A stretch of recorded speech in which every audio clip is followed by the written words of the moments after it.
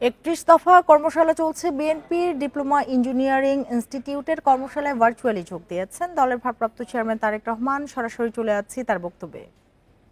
আপনারা আজকে গাজীপুর থেকে, আমার হিসাবে আমি যে হিসাব পেয়েছি, গাজীপুর থেকে প্রায় 810 জন উপস্থিত আছেন, ঢাকা জেলায় আছেন 750 জন, নারায়ণগঞ্জে আছেন 965 জন মানুষ উপস্থিত আছেন।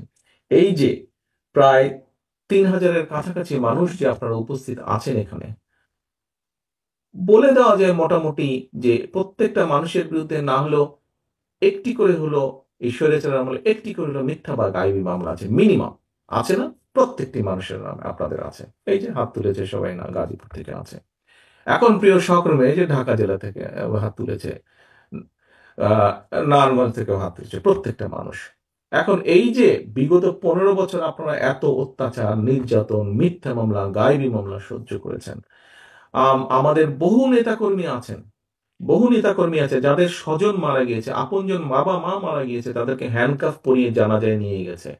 আমাদের সহকর্মীবৃন্দ হ্যান্ডকাফ পরা অবস্থায় হাসপাতালের ফ্লোরে মৃত্যুবরণ করেছে। আমাদের সহকর্মীবৃন্দ হাত করা অবস্থায় জেলের ভিতরে মৃত্যুবরণ করেছে।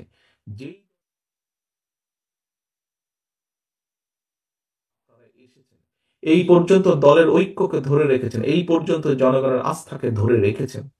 আমাদের ভেতরে যদি কেউ নিজের স্বার্থ হাসিলের জন্য এই আস্থাকে আঘাত করে, এই আস্থাকে, বিশ্বাসকে, জনগণের আস্থা বিশ্বাসকে নষ্ট করে নিজের স্বার্থ সিদ্ধির জন্য, ব্যক্তিগত স্বার্থ সিদ্ধির জন্য, আমার অনুরোধ থাকবে আপনাদের সহকর্মী হিসেবে, প্রত্যেকের কাছে অনুরোধ থাকবে, আপনাদের নেতা হিসেবে আপনাদের প্রত্যেকের প্রতি আমার নির্দেশনা থাকবে, শক্ত হাতে সেই লোকগুলোকে দমন করতে হবে। আপনাদের শক্ত হাতে সেই লোকগুলোর বিরুদ্ধে আপনাদেরকে ব্যবস্থা নিতে হবে।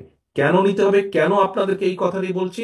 আগেই বলেছি, 3 জেলার আপনারা যারা এখানে উপস্থিত আছেন, প্রত্যেকে আপনারা কিন্তু আজকে এখানে নেতা হিসাবে উপস্থিত হয়েছেন।